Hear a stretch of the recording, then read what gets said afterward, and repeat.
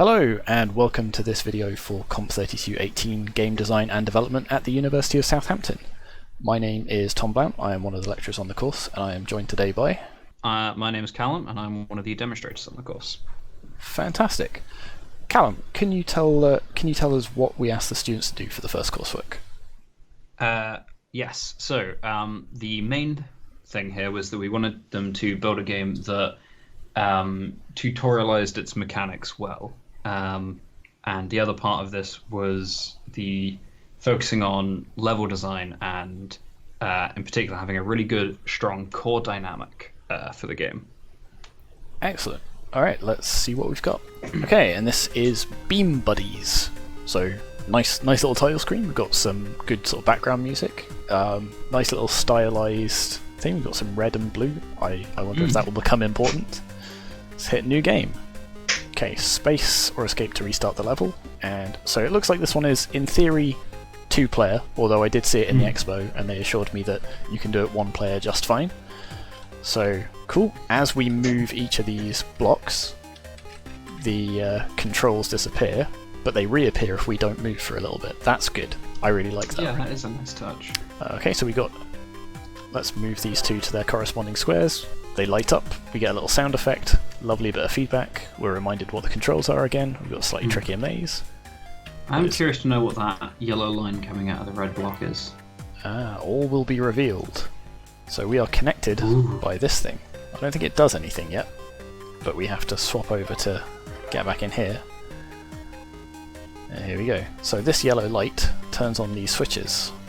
So you can see we've got this odd yellow switch in the middle. We've got the sort of lines to each of the things, and as we move up to it, it'll automatically sort of, what's the word, trigger that switch as we go. So kind of nice bit of tutorial through level design there. So again, these are grey and off, but now we actually have to deliberately maneuver to the switch to turn it back on. Some nice little sound effects there when the switch turns on. Yeah. So what have we got here? So here, we've got this path that we can go over. It's colour-coded to our things. And this time, again, sort of same principle, we have to turn that on. And now we can go through our respective colours. Okay, getting more Can you complex. go through each other's colours, though? No, I don't believe so. Hang on, where are we? So yeah, blue can't go through red, and red can't go through blue, so we have to... Okay, so this is the first... Yeah, they're introducing that here. Yeah, so if I go down which is good. here... So the white wall blocks the beam, but the coloured ones don't. So we switch that over, so now red can go there. Switch that to blue. So now blue can go around this way. Turn that on. Ah, that's nice. Okay, looks like we have a new concept. So we've got these grey walls, and we have this thing that looks like a button, and it is. So move blue over here.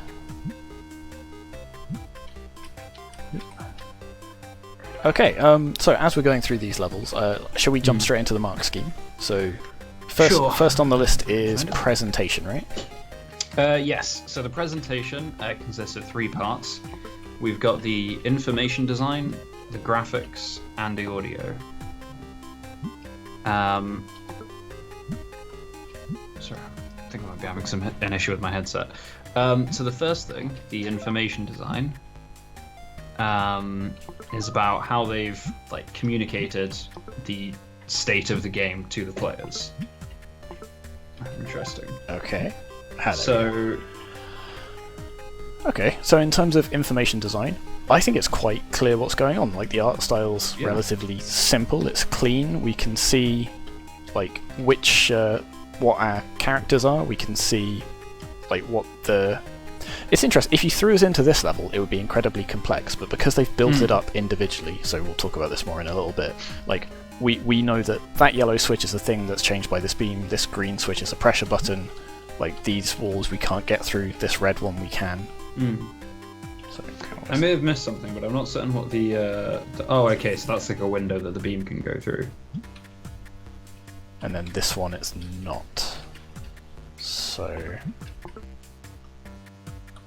we have to open that and then go around here like this. I see. Okay. Yeah, I think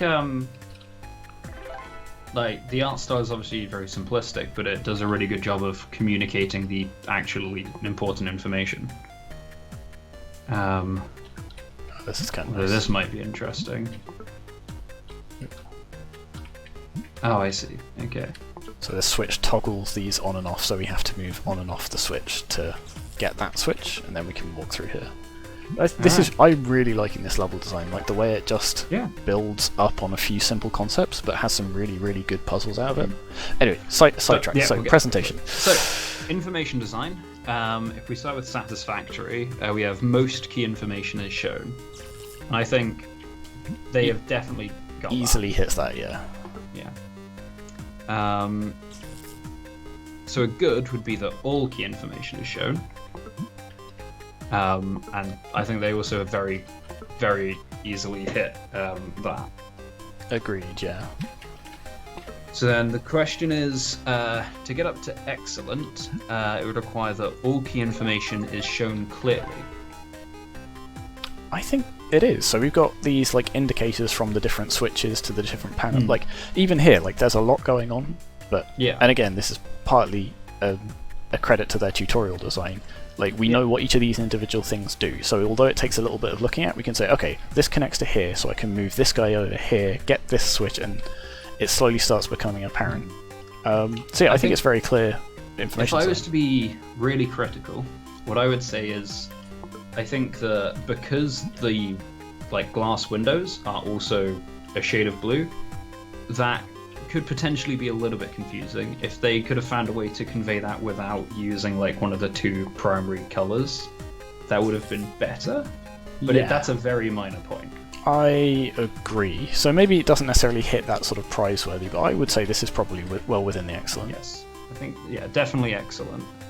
Now I just have to work out where... Oh, we've changed the structure of the marking spreadsheet this year. Okay. So, the next thing is graphics. So again, starting at satisfactory, that would be that they have consistent graphics. Which, certainly do. Yeah. I guess, again, if you were to be extremely nitpicky, some of the sprites have a black border, some of them don't. But that is extremely nitpicky. I was wondering if you were going to say that. I think overall they're pretty good though. So am I that predictable? So what is the next one? So for good, it would be consistent and effective graphics. And again, going back to like the information design, I think it's very effective. You're not confused about what anything is. It looks good. Cool. So what would a excellent be? Excellent would be consistent, effective, and appealing graphics. You know what? I would say we're even there. Yeah, I think I would also agree with that. I do quite like the art style of this game. Okay, so what would they have to do to get it to prize-worthy? Prize-worthy would require it to be also thematically resonant graphics, which is quite a task. It is. So I guess the themes of this are, sort of manipulating objects in space and so forth. I would say it might be pushing towards it. I guess one of the kind of difficulties with that in this kind of game is that because it's just intended to be a very simple prototype, it's hard to build any kind of like real themes into the game. Other than the sort of like, there's obviously strong themes of cooperation, working together to sort of solve the puzzle kind of thing. Even though I am going through it solo, so perhaps we put it halfway between the two there, and then looking at audio. Some nice little sound effects when we hit the switches, when we hit the buttons, when we get the when we complete the level, and there's also a little bit of background music that's... Yes. So it's definitely satisfactory, because that's just audio effects and music. So good would be complementary audio effects and music. And I think they're definitely complementary. Like both the audio and the sound effects have that kind of like slightly, I don't want to say cartoony, but sort of like maybe chiptune kind of aesthetic. Yeah, absolutely. I'm not sure the music is. I mean, the music's fine and I like it. I'm not sure if it's the most fitting, but certainly all of the sound effects are really good, like audible feedback. Yeah, I suppose you can argue that the music's a little bit like high energy for a kind of slow-paced puzzle game. That's exactly what I was thinking. But I do like the music. So an excellent would be complementary and appealing effects in music. And you have just said that you like the music. That is true. Yeah. So in terms of the...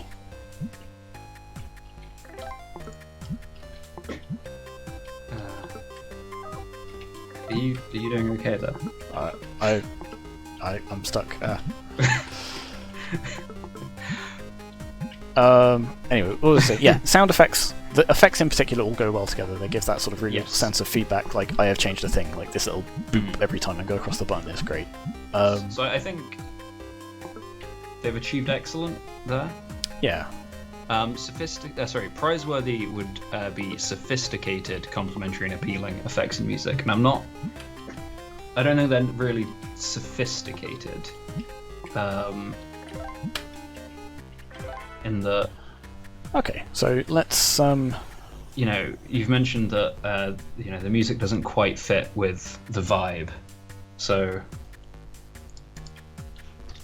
we happy to give them the excellent for that? Yeah, I think so. So looking at the next set of criteria, we're looking at this is how well they met the brief. No, wait, hang on. No, it's not. We're still in quality. So meaningful play. I'm certainly playing it. The fact that I keep forgetting to speak because I'm too busy trying to solve puzzles is probably a good sign.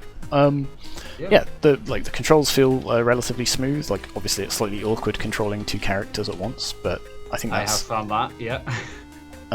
But I'm still doing all right. I think the controls feel very smooth. There's no lag. There's nothing particularly going wrong. Okay, so that sounds like... So we've got good there, which is a reasonable set of smooth, usable controls. An excellent for this would be reasonable set of intuitive controls. And yeah, I think it probably hits that. I think... There we go. So what would be above that? Prizeworthy would be a novel set of intuitive and smooth usable controls. Yeah, no, I'm not sure it's... Yeah. The controls we've got are good, and they're well implemented, but they're fairly standard controls, which is, fine. It's the sort of thing we expect from this. Yeah. It's also kind of comes into that thing of, for a game of, this simplicity, really the only controls are you move around. Arguably, making them novel would be a bad thing. This is true. But... Okay, so let's put those down as excellent, and the next one is mechanics and meaningful play. So satisfactory for that is a set of consistent mechanics. Which they easily have, so let's look at the next one. What's the next one? Also good is a set of complementary mechanics, which again, I think they easily have that. Pretty much everything in this game is about unbreaking the beam between the two characters and using that to open switches. Sort of navigating through the space we're given. So then, I keep losing where I am on this mark scheme. So excellent would be a wide set of complementary mechanics. So the question is... Do we consider this a wide set? And I don't think it's far off of that. I mean, so what mechanics do we have? We've got the beam, we've got the switches that are activated by the beam, so the beam can be blocked by various different things as well. It can be let through by various different things. We've got the buttons that connect to walls, that connect to the goal switches. And we've got the two different kinds of walls that either block you or the ones that only one character can go through. I think I would say I feel like it's pushing right up against wide. Yeah. Perhaps not 100% there. Like there's obviously, always stuff to add to it, but that sounds about right to me, I think. Okay, so if we say most of the way to excellent. Yeah. Okay. Okay. The last one in this category is bugs. I don't think we've found any bugs. No, I haven't seen any bugs yet, and it's a reasonably complex game, so... Yeah. So that would put it in excellent. Prizeworthy would be that the game is of higher complexity, and there are no obvious bugs. Again, related to how broad the set of mechanics is, I don't think it's quite at that higher complexity. Yeah. But arguably, I've just noticed something that is, I guess, technically a bug. That is, if you change the color of one of these things while you're pressing against it, you can't go through it. But that's so minor that. But yeah, I think you're right. I think technically it says there are no obvious bugs. So. Okay, so yeah, I think we call that. What's the word? Was that excellent? Yes, that's excellent.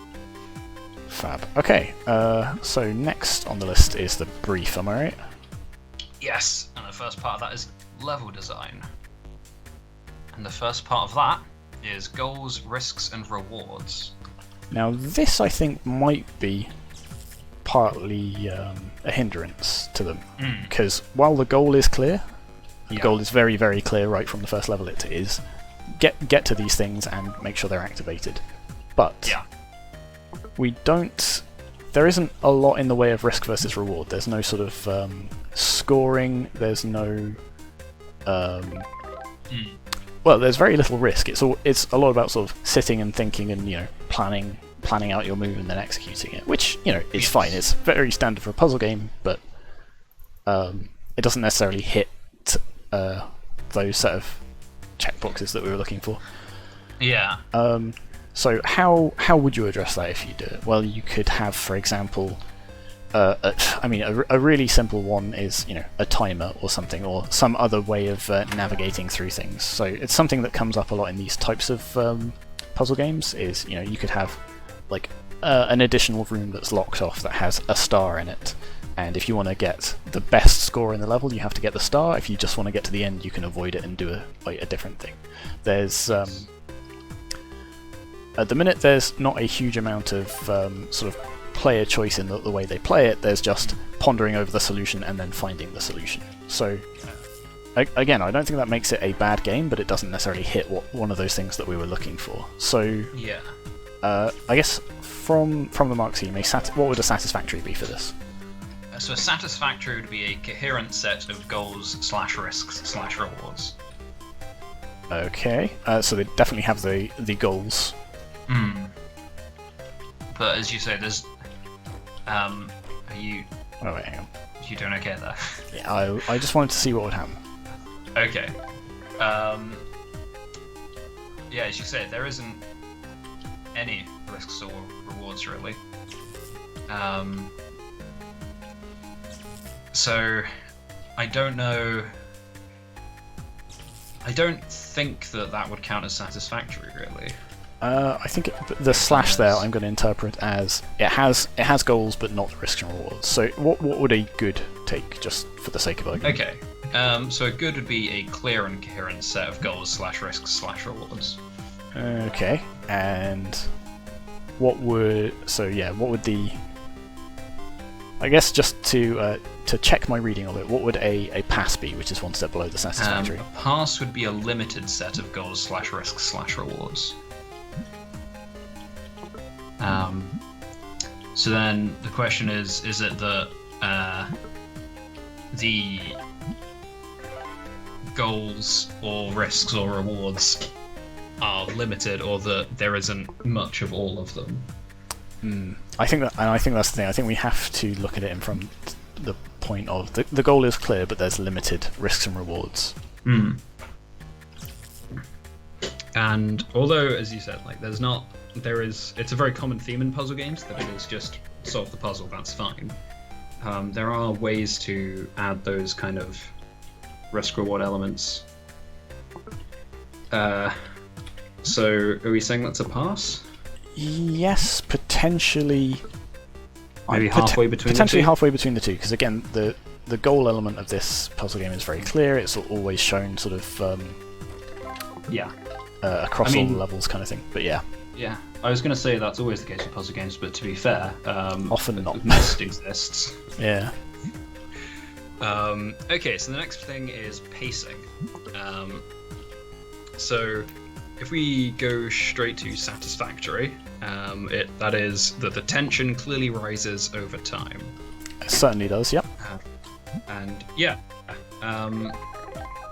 in this case it's tension in terms of like the complexity of the puzzle rather than like emotional tension, but it definitely fits that.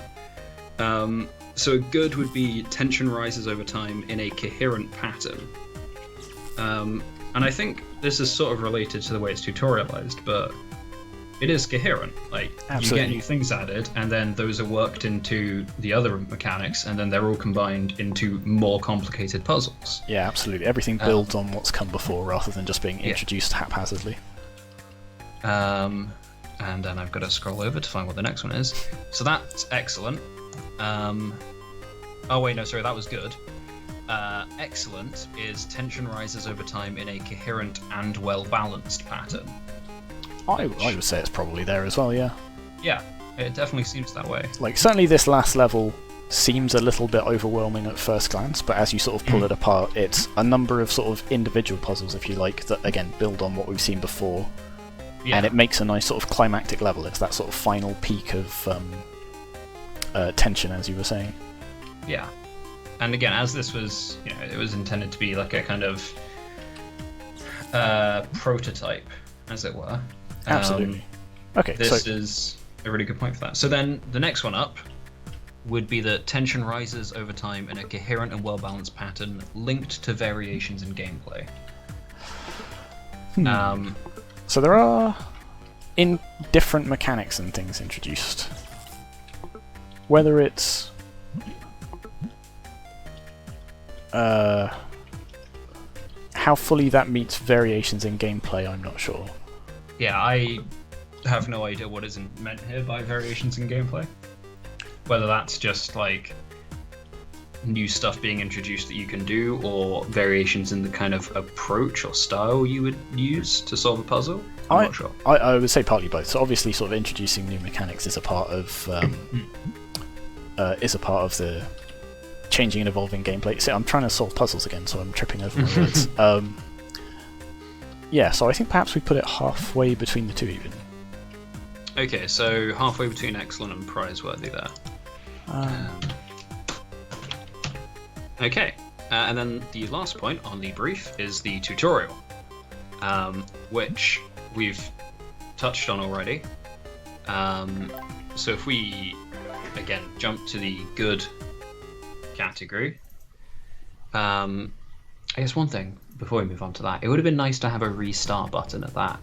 Yeah, that'd be a nice little extra bit of polish of just when you get to the end. We can restart the levels. Yeah. Anyway, so for a good tutorial, it would be a gradual explanation of gameplay and controls, fully aligned with play, and I think they've definitely done that. Yep, absolutely. So excellent then. Like, sort of the minimal text needed, like here, to sort of just state, what the controls are and sort of what we can do, and then virtually everything else is sort of seamlessly integrated into the gameplay. Like, they make sure the player has understood each new concept before moving on. It's really nice.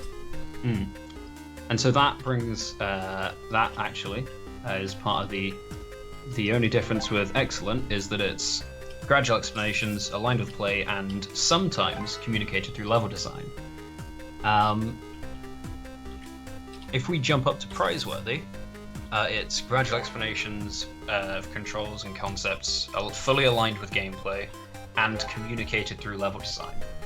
Which, with the exception of the movement controls, which are almost impossible to communicate exclusively through level design, I think they've managed that. I agree. I think there's a couple of things that maybe could be improved if I'm trying to be particularly nitpicky. So, for example, the yellow beam between the two things. doesn't necessarily have to be introduced until later. I can understand maybe why they wanted to have it right at the beginning to sort of try and keep it consistent.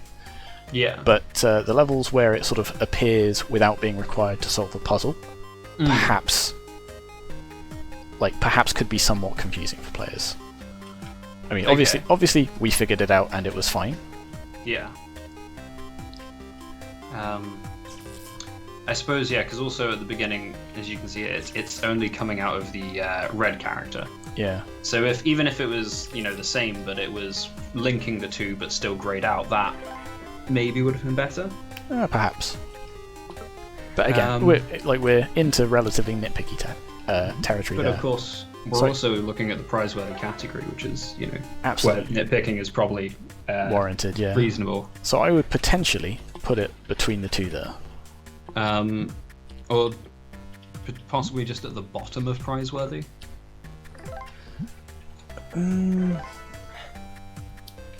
Perhaps so, yeah. So read it out one more time, just so I can. So description for prize-worthy is gradual explanation of gameplay and controls, fully aligned with play and communicated through level design. I mean, yeah, I think they have done a really good job for the levels here. You're right, we're at the stage where we can be sort of fairly nitpicky because, as it says, this is the sort of prize-worthy side of things, but beyond those minor nitpicks, I think it does meet those. Cool, so yeah, I think we put it there. Okay. So next we are looking at the core dynamic, I believe. Yes. So, the next section is core dynamic. So, do we want to see what they thought the core dynamic was? Yes, let's. What did they go for? Okay, so they've said that their game's core dynamic is spatial reasoning. Good, because I believe that's exactly what it is. Yeah, I don't see how it could be anything else. Cool. So I would say, given how much we've sort of complimented their mechanics and dynamic already, what does excellent have to say on the mark scheme? Let's see. So core dynamic. If we go up to excellent, it is a clear core dynamic that is supported by an integrated set of mechanics, which I think we're there. Yeah. So if we wanted to look at prize-worthy, it's a clear core dynamic that is supported by an integrated set of mechanics and other supporting dynamics, which I'm not sure about. That's the thing. I don't think it quite hits that. They have their main core dynamic, which is incredibly strong and sort of well brought across through the mechanics. Perhaps sort of going back to what we were saying about the risk reward, like another dynamic might have sort of lent a little bit of that to that as well. But I can see why they've not included that. They've kept it sort of simple and clear in sort of like core dynamic. So it doesn't necessarily reach the sort of top tier for this thing. But again, as I've said before, that doesn't make it a bad game by any stretch. Yes. So I think we say this is comfortably an excellent, yeah. Yes. I've noticed there is a mistake in the spreadsheet. Let me fix that real quick. Okay, good. Right. And the final category is feedback. So they were given feedback during the labs, and part of the mark is based on how they responded to that. So let's see what they've. Oh, and also how they implemented that feedback. Yeah, interpreted and implemented. Yes. Ooh, they have two sections here. They've got lecturer feedback and playtester feedback. So that's exciting. Excellent. Let's focus on the lecturer feedback because that's usually more aligned with the mark scheme. Yeah. So the first point they have is they're asked if reaction speed or precise movement would be required. So they said that they took extra care when designing levels to ensure that reaction speed or mechanical skill was not a factor, and the subsections are designed to reward logical processing over dexterity. Twitch reflexes, yeah. So I think that feedback was partly in relation to us being unsure whether we'd have two people controlling it or one, but also again that sort of mechanical thing and the core dynamic itself, whether it's a is it the sort of puzzly spatial reasoning aspect, or is is it more of a fast-paced platformer type thing? So another point they had was it appears that originally the beam kind of tethered the two people together, and there was restrictions on how they could move around because based on the beam, and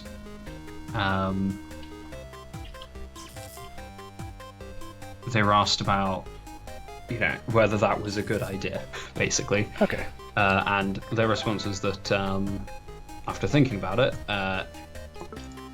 they realized it would cause the focus to shift from solving the puzzles to navigation, and so they decided to just make the beam like an abstract thing with no physical properties. I'm not sure.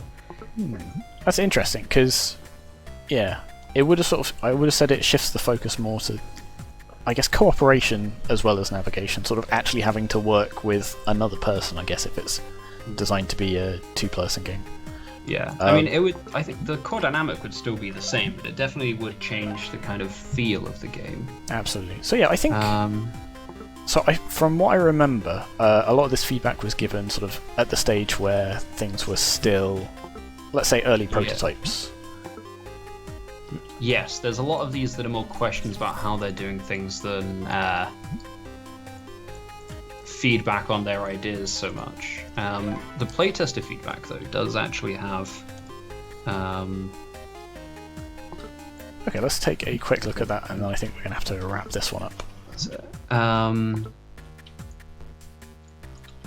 So yeah, apparently a lot of the early feedback they got was that it was too hard to tell what was going on because everything looked too similar, and it was particularly with the different types of wall, it was hard to tell which walls the beam could pass through and which ones people could walk through and how that worked. So they modified the graphics to make it clearer. Okay, well that is definitely something that we praised them on earlier, so I think they've made good use of the feedback they got.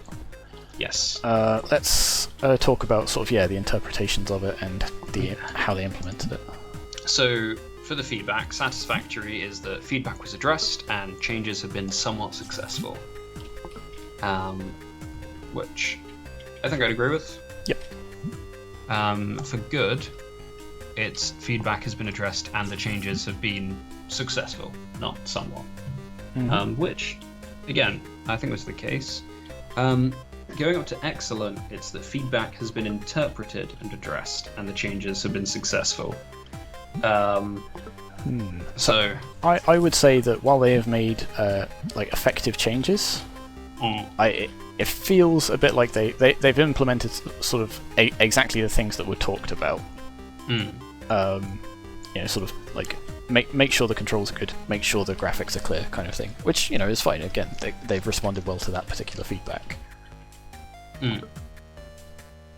But I'm not sure it quite hits the excellent of the sort of reinterpreting some of the things that was said. It is mostly very literal. This point was made, we responded to that point. So I guess that goes in the good section then. Excellent. Okay. So yeah, overall a really nice sort of stylish thing. I particularly have enjoyed the puzzle design for this. Yeah. Excellent. Let's move on to the next one. Okay, and this one is Treaty Violation. Perhaps a bit of a plain title screen, but it gives us the name of the game, gives us a play button, so let's jump in and see what happens. Okay, nice set of 3D graphics. Some slightly odd textures on the walls. Perhaps a slightly incongruous floating red box there, but okay. I guess they could be going for a sort of Doom early arena shooter kind of vibe. Yeah, okay, so your health is low, you should find something to heal yourself. So we've got our HP in the bottom corner there, it's currently 25. Where am I? Ooh. I need to get back. Oh, we've got some voice acting. I love it when games put in voice acting like that. Nice little touch. So, little bit of narrative set dressing. Got some sort of robot corpse down here. We've got to find out where we're going. Now I did play this in the expo, and I did miss this gun that was here. So maybe I should grab that pistol. There we go. So if we walk past it, we do get a voice line that tells us we have to go and pick it up as well. So again, a nice little bit of, I guess, diegetic tutorialing. And some badass It's an music. interesting choice there to describe it as the west face button. Yeah. I get what they mean, but Unauthorized human. okay. Awaiting instructions. Instructions I don't know if it's received. just you, but that music is getting very loud. It is. Let me just kill this robot, and then I will fiddle with the volume settings. Oh no, I'm out of ammo. Oh, never mind. Let's just drop that down a little bit. And I appear to be stuck. I don't know if there's a way to continue. I don't think so. I think there is. a bit of a just shame. go and restart, which means we will need to adjust the volume again. I don't think we will. Hopefully it should save it. No? Getting pings in the background. Fair enough. Lovely. Let's try this again. It also doesn't seem to capture my mouse, unfortunately, so I'm at some point it's going to go right out of the screen and I'm going to get stuck. Anyway, so more tutorial stuff that we didn't mention before. Reload with R, we get our ammo count appears and it goes away once we press R. Kind of a nice touch. Fire with the left mouse or the right trigger of your gamepad, aim by holding that. So it's a little bit text heavy, but it's introducing stuff a bit at a time. We've got some more sort of narrative-y tutorial bits, sort of this robot is trying to kill us because we violated the treaty. We've got some ammo pickups, we've got some health pickups. I don't trust this. Oh, there we go, ambush. So something again that confused me a little bit in the expo, their guns sort of fire these weird green bullets that are very slow moving, and ours doesn't. To start with, I assumed that my gun wasn't working because there were no weird slow green bullets coming out of it. Yes, I played this a few times and I genuinely believe that gun did not work. But apparently it does, so... Well, now we've got a red gun, That's and nice. everyone knows red ones are better. Ooh, now they've got... so now we do have the weird green bullets. But they have weird red bullets. And as you said, we know that red is better. Yeah, but now we have this. Ooh. I don't think I saw that gun when I played this.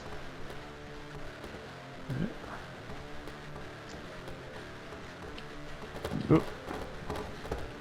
So we can't move when we're shooting, and that... The angle doesn't always quite line up, but... No. This doesn't have much in the way of ammo. Okay, so the gunplay is a little bit odd because of the way some of their... because their bullets are so slow, it makes it feel a little bit weird.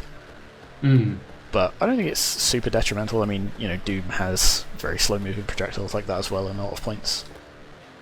Cool. And then I think this is end of level. Yes. Oh, can you jump back in? I can. Oh, you can. Nice. And I'm back at the start. Okay, so I guess if sort of that's the complete prototype, let's kick off with the mark scheme. So Yeah. starting with overall quality, so Yeah. sort of presentation. So, I think you already touched on this with the information design, but as you said, like the difference with the way the different projectiles and guns work does not make it entirely clear what's happening. This is true. Sorry? That is true, although with a slightly more generous interpretation, the fact that the bullets are different colours is, an attempt at information design. So I'm assuming that the green ones are weaker, the red ones are slightly stronger, and the purple ones are the strongest. I haven't checked that. But, yeah, we're not... And also there's the fact that in that, the kind of second batch of enemies, the two individual ones, they shoot green bullets at you, and then you pick up a gun that shoots green bullets, and the enemies are shooting red bullets. Yeah. And it may be the case that those are stronger, but it's not really explained. That is true. So that is an assumption on my part, but I feel like it's designed that way intentionally. In terms of the graphics, they're mostly like obviously, they've used a freely available asset pack for Yeah. the main character and the enemies, and that's fine. That's good. That's encouraged. They are maybe somewhat jarring compared to the 3D models of the health. The guns perhaps look a little bit off, even though they're from the same pack. From the looks of it, they're largened and stretched. Perhaps a way around that is, instead of having them that size, have them animate or spin or a particle effect to draw your attention to it. And again, some of the sort of wall textures don't necessarily. It's a bit odd that we're like a sort of power armored marine with knives on his elbows running around I'm not sure where we are actually. Some kind of I guess that's robot temple. Yeah, narratively intended. But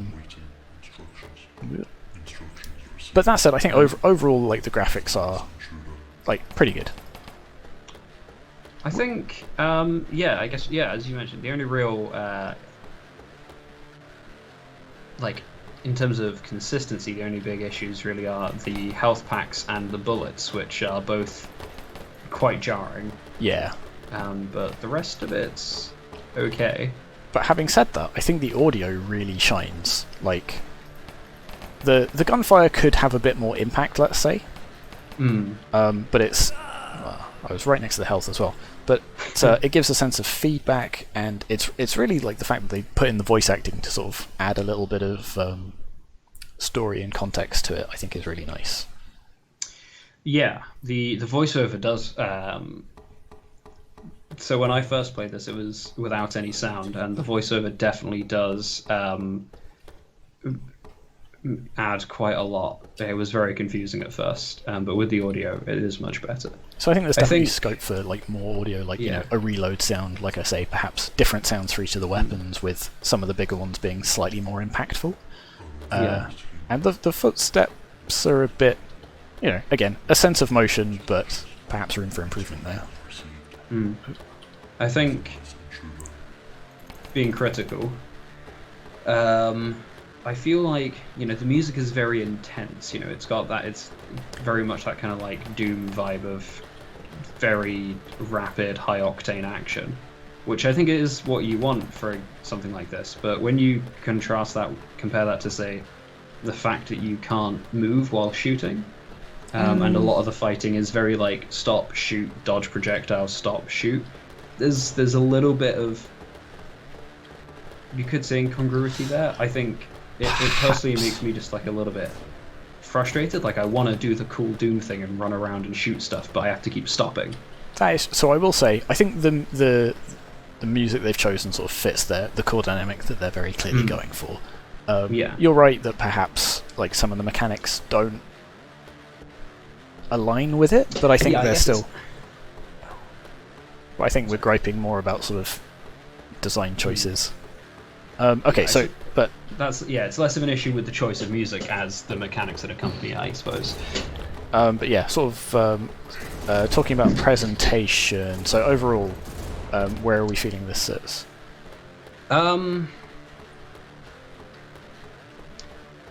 It's hard to say. I would say. Okay, well, let's break it down then. Let's start with the graphics. So with the graphics,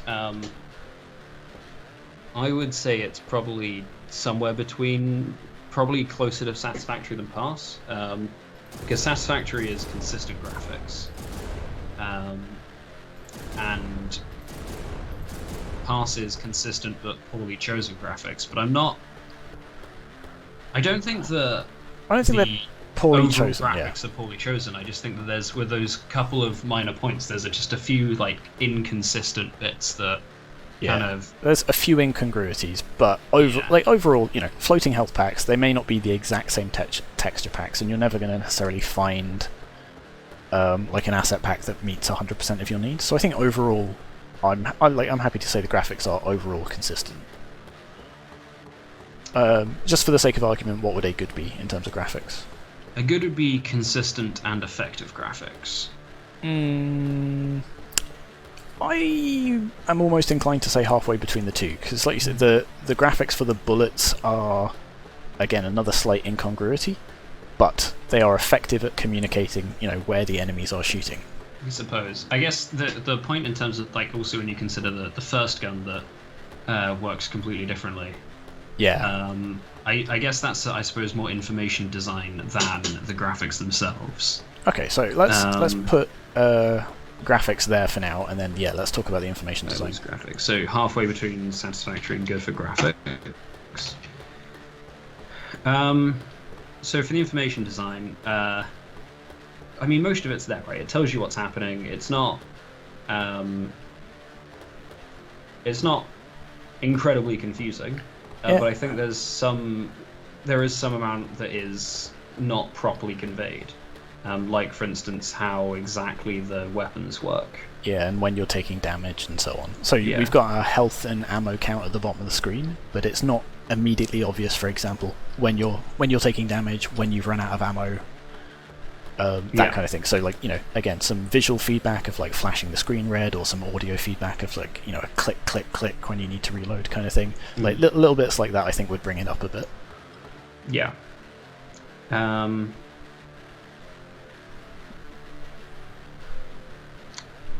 mean, yeah, that's most of what's there. I guess, again, also, like, the enemies, you have to hit them multiple times.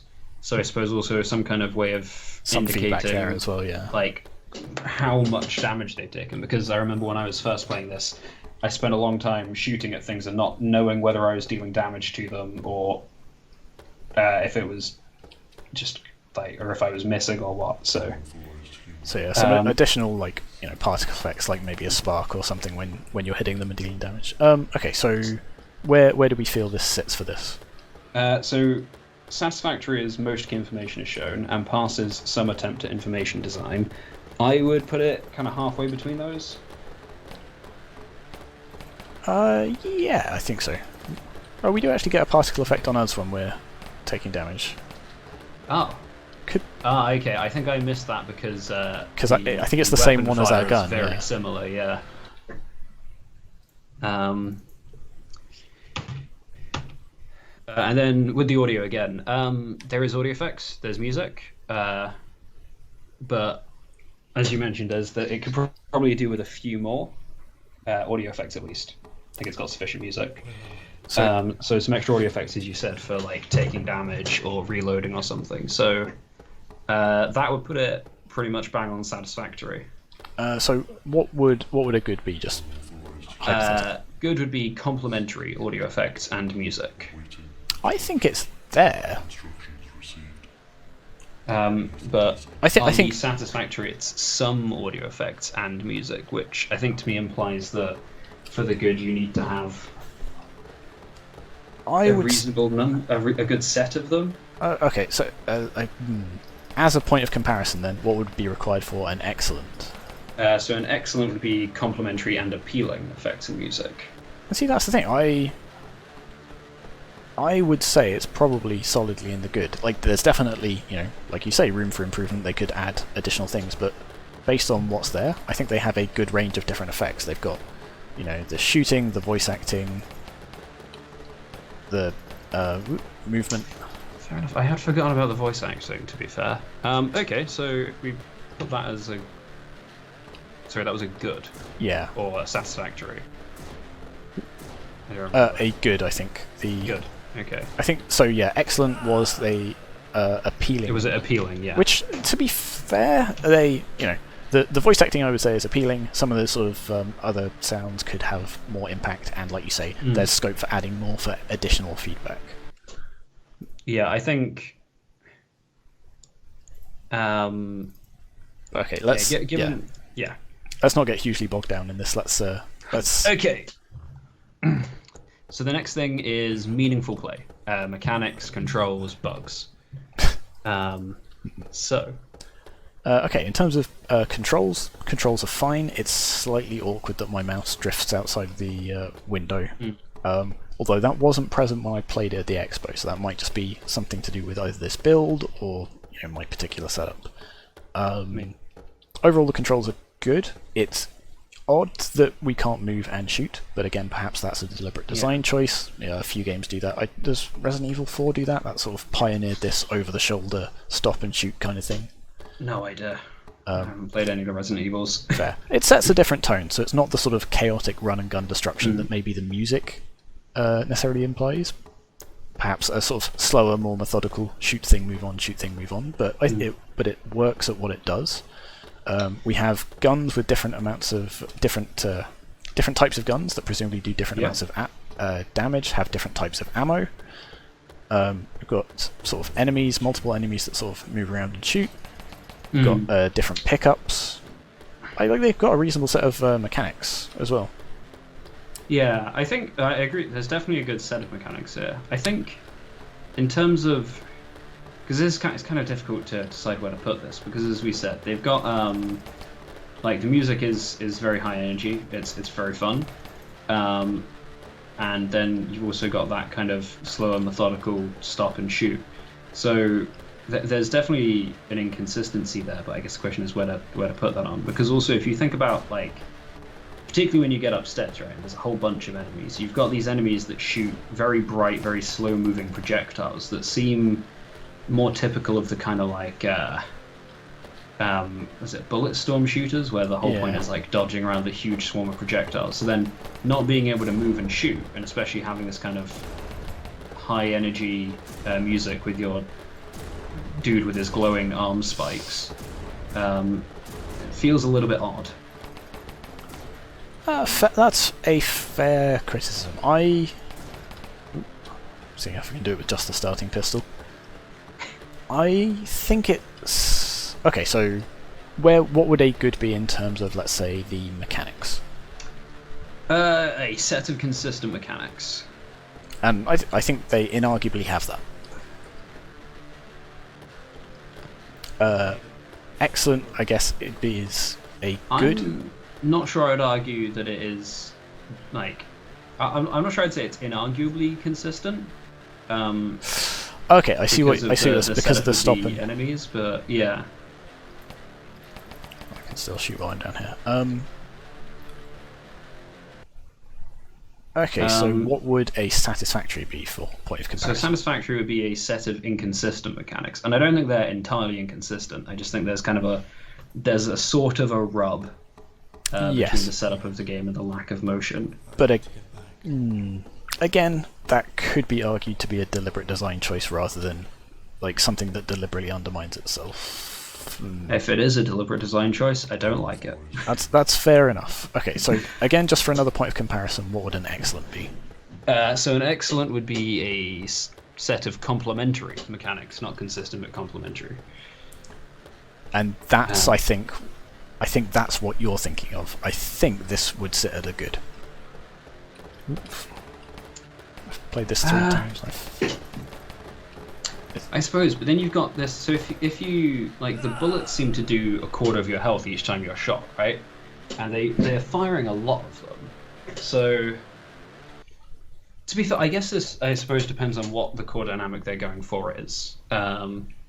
So I suppose if we say it's a good, and then we'll see how the core dynamic works out. So wait, what's a good? That's there. Okay.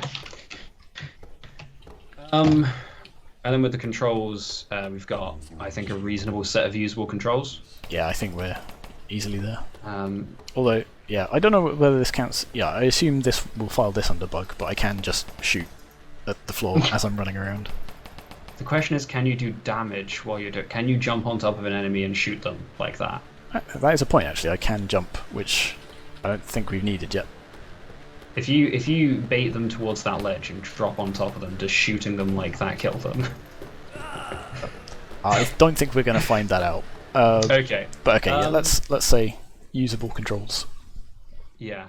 So good then would be smooth controls. I think other than my mouse sort of escaping the screen, I would say they are perhaps a bit oversensitive in terms of the camera, but otherwise. Otherwise, I'd say it's probably there. If you want to put it halfway between the two, if you think that seems more fitting, I'll. I think I would want to put it halfway between because Although to be fair, I was thinking about it. It's kind of hard to tell while watching, but I remember the movement feeling a little bit like it felt like you had a bit of a turning circle, which can be frustrating. But how do you feel that is? I think it's alright. Okay, I think to a good then. Yeah, I think it's the lack of like movement while I think it might give that impression, but otherwise, no, I feel pretty nimble. All right, fair enough. In terms of bugs, okay, so the fact that the game just abruptly ends, I'm going to sort of call a bug rather than an avant-garde design decision. Yeah. There's also, I mean, again, I don't know whether, I suppose, well, we didn't pick up on this in graphics, so I feel it should count as a bug. There's quite a few places where the terrain doesn't like quite line up and you've got gaps going out into the infinite void. See, I was sort of considering that as part of the graphical thing, like, but again, sort of the textures not quite meeting is like such a minimal thing that I'm not too worried about it. Like stuff like the end of the game itself, like it would have been, you know, relatively easy to just sort of have a trigger that then sort of, you know, fades to black and says thanks for playing our prototype or something like that. Yeah. Just endlessly falling into a white void is not the impression you want to give off. I'm not certain if I remember this correctly, but I feel like I remember from the expo being told that first robot that you meet can't actually be killed until it's finished its voice line. Okay. And I'm not sure that would count as a bug because it sounded like that was an intentional choice. Definitely doesn't seem to happen though. So okay, I may have misremembered then. And the other thing that again I remember this from the expo, but hasn't happened yet, is that that final room of enemies, you can actually kill them all without them triggering. They'll just stand there if you don't go all the way up the staircase. Okay, I can just sprint past. Or at least I managed to get them to do that. I'm not certain if that was exactly the same build as this one. Oh yeah, health's on -20. Oh well. You're extra dead. Okay, yeah. So otherwise, in terms of complexity, though, I think it's, you know, absolutely reasonable. Yeah. So a couple of. So satisfactory then would be reasonable complexity, but minor bugs. Yes, I think because good would be infrequent minor bugs. See, this is tricky because it's arguably a game-breaking bug, except that it's just the game doesn't fully end. Yeah, so then, again, going the other way, the pass would be game is simple, or there are serious bugs. So... And again, it's not game-breaking because it's the end of the game, so I don't think it's down at that level. I think it's like easily a satisfactory or potentially a good. I think a couple of things, like the fact that we can shoot here, the fact that like occasionally we'll sort of fall through the floor when we die and things like that. And like that. Oh wait, no, okay. I thought that robot had gotten stuck, but it was just the run animation was built. Oh, well, he's just gliding without the animation now. So okay, yeah. So let's call it a satisfactory and move on to the next bit. Okay. That was quite convenient timing for that. Okay, so the next part is the brief. So that's level design, how they did, goals, risks, and reward, the pacing, and the tutorial. And I guess with the tutorial, like they've got that kind of, they introduce things one at a time. They slowly build up the complexity, but it is also mostly done through text. It is. And the text doesn't stay up for that long, and I know that when I was doing this the first time, I was distracted by something and ended up missing a couple of the text notifications the first playthrough. Yes, agreed. The first time I played this in the Expo, it was on a very tiny screen as well, which made it a lot harder to read. So here, for example, though, it does force you to jump. So they say you can jump, and then here's a jump. Although, I don't think does it ever come up again? Like, does it ever become necessary? So again, it's one of these things which I think we talked about in the feedback, which we'll cover in a little bit. Like, if it's a mechanic that you're not going to use throughout the rest of the game, don't bother introducing it. Yeah. But otherwise, like, introducing... I like that they narratively introduce things, again, sort of have a bit of mystery with the sort of where the story's going with the voiceover lines. I think that's kind of a nice touch. So not just sort of introducing mechanics, but introducing the context for why we're here. In terms of enemies, we have one enemy, then we have two enemies, then we have a bigger gun. Yeah. Then we have, I guess, a break in the tension to sort of, you know, recover, and so the pacing's like reasonable. Yeah, and then we've got the next one, which is just a single enemy. But I suppose the point of this is that he's got the different gun with the red bullets. Yeah, exactly. So,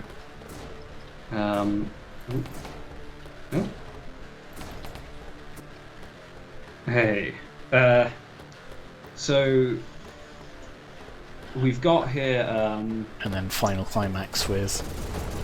Yes. So, I mean, we've kind of been talking about both the pacing and the tutorial here. So I think for the pacing, the tension's definitely rising over time. And I think it's a reasonably coherent structure for the pacing. Yeah. Oh no, hang on. Here's one other spot we have to jump. Oh, there we go. You have to jump to get to the stairway to heaven, I suppose. And then... Oh, we can actually shoot. So even though the gun is pointed down, we can shoot in other directions. Oh, interesting. Okay. Let's see if I can do it all from with just hip firing. Okay, yeah. So the question is, does the tension rise in a well-balanced pattern? I think I would be inclined to say it does. I think partly it's a relatively short demo, so there's not necessarily enough space to showcase it rising in a lot of way. There's effectively, let me count, like 4 encounters, which isn't, which isn't terrible, and the way they're balanced sort of works quite well. So we have 1, we have 2 and it's an ambush, then we have 1 again, but it's slightly more difficult, and then big climactic fight at the end. So yeah, you know what, I'm inclined to say yes. I think, I would say it's mostly well balanced, but I think that final fight is actually probably easier than all of the others, because you've got that big gun that shoots very powerful projectiles, and because of how far back the enemies are, they all have to run quite far forward to shoot you, so you can kill most of them before they're even in range to attack you. So I think it actually ends up being easier than the previous fights. That is true. I certainly think it's easier than this ambush, because you're not expecting the ambush the first time. Okay, should we put it halfway between the two then? Yeah, sure. Alright, cool. And then with the tutorial... Where the heck was that? There we go. With the tutorial, we've got a gradual explanation of gameplay and controls. The question is, how aligned with play do we think it is?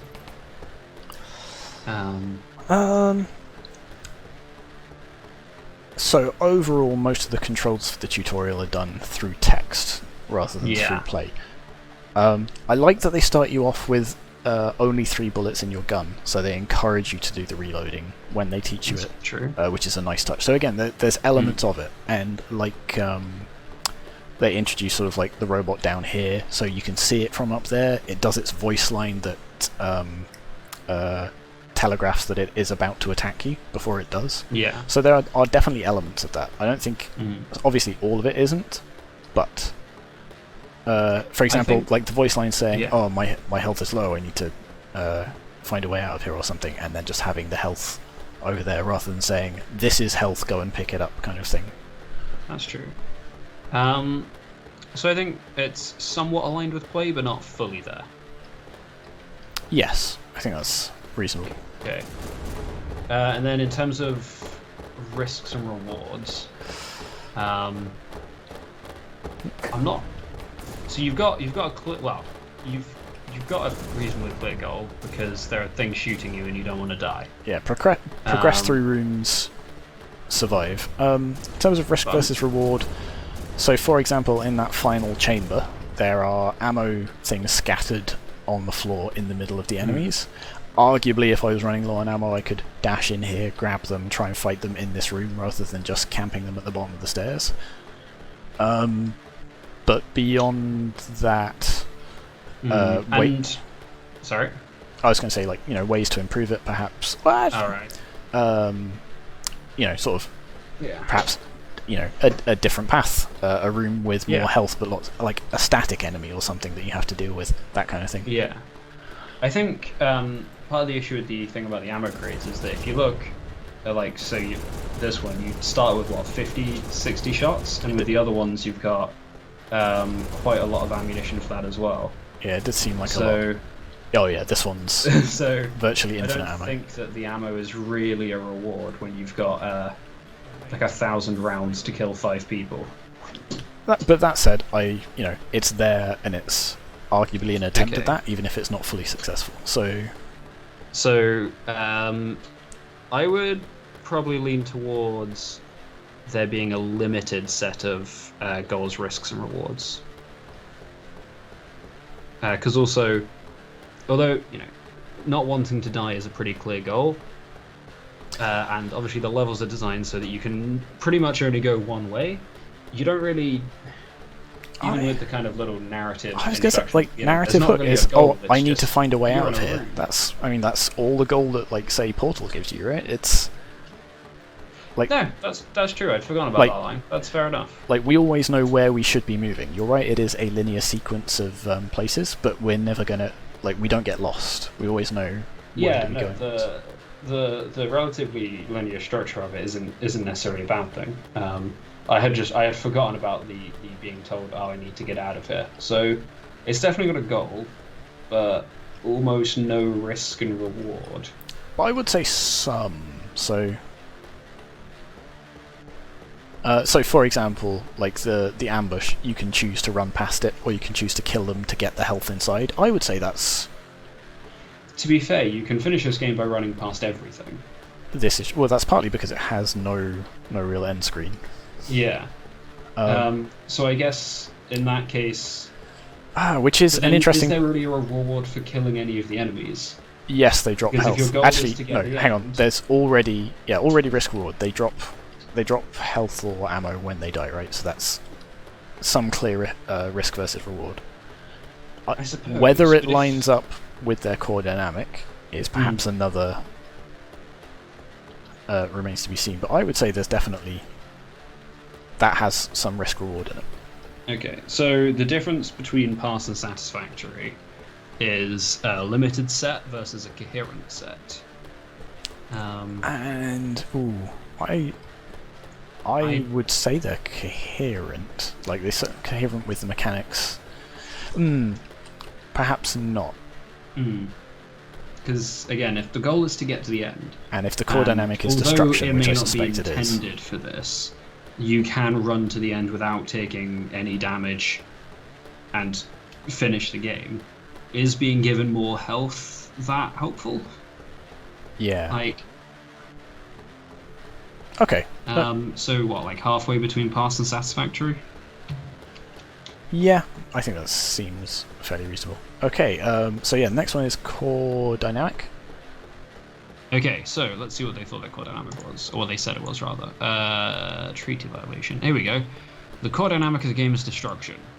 Which I think is fair enough. Like, so this is where it comes back to that sort of risk-reward thing. If the goal is to destroy all of the robots, choosing to run past them is counter to your core dynamics. So yeah. But I think that's why they don't necessarily get the credit for that if that was their attempt at risk versus reward. That said, I think sort of, again, partly due to what we were saying earlier, that means, yeah, it's pretty solidly, destroy things, right? No, not convinced? So I disagree. Because of the volume of shots that the enemies fire, and the fact that you have to stop to fire, I feel like if you're assuming that the intention is that you fight the enemies and you don't just run past everything, I feel like the balance of how easy it is to kill them versus how easy it is to die pushes it towards survival. Particularly given the first thing you're taught how to do is heal yourself, then you're given a gun. So that the first thing they emphasize is don't die. I see where you're coming from, but I would argue that survival as a core dynamic is more about persistent survival. So in theory, you can last indefinitely as long as you can keep replenishing your resources. Whereas the focus of this game is very much here are some enemies, destroy them. Here is a better gun to destroy stuff with. Here's enough ammo to keep destroying stuff, kind of thing. I see where you're coming from, but no, I would say this is definitely destruction. I suppose. Like if we were fighting off endless waves of these robots and we had to keep running around for health so we could last a little bit longer, yeah, I'd say that's survival. But again, like, you're told that the goal is to get out, which you can do without destroying things. Yeah, and that's which kind of runs against that. So that's the thing. I would say it's definitely destruction, but there are Okay. elements that maybe sort of run counter to it. So it's not like when we kill everything, the door opens and we escape, kind of thing. So we've got then kind of two things in that area. So we've got an attempt at a core dynamic not well supported by the primary mechanics, or a clear core dynamic that is partially supported. I would say it's at least that. Like, again, we're given a selection of weapons with which to destroy things. They get increasingly, larger and fancier and do more damage. I really feel like the balance of difficulty and stuff here is sort of discouraging the destruction. So it's really interesting. Particularly the fact that you have to stop to shoot, which makes it very easy to die. I feel actively pushes you away from destroying things. And given shooting is like the primary mechanic, I feel like that's quite a significant issue. So it's interesting because when I played this, I never considered that I could just run past stuff. To me, the fun and interesting bit and the goal was to destroy things. I feel like that's interesting. I feel like you're getting stuck on the not being able to move thing. Like, yeah, it definitely changes the sort of feel of the gameplay. Very frustrating. But I think there are quite a few games that have this kind of model of thing. But again, so you pointed out Resident Evil as an example of that, but that is very much a survival game. Everything up to Resident Evil 4 is very much a survival game. Resident Evil 4 kind of changed it up to be a more action-y shooter kind of thing. Fair enough. But yeah, it's interesting because the first thing I did when I played this through was just run past everything and see how far I could get. Okay, I feel like we're splitting hairs again. So we said it's at least partially supported by the dynamics. What do you feel? So what would they need to do to get above that? So a good would be a clear core dynamic that is supported by the primary mechanics. And again, you say the primary mechanic is shooting. It's all about shooting. I understand where you're coming from, though, so what say we put it halfway between the two? Okay. So that gives it partway between satisfactory and good. Yeah, that was correct. Okay, so the final point is feedback. What feedback did they get?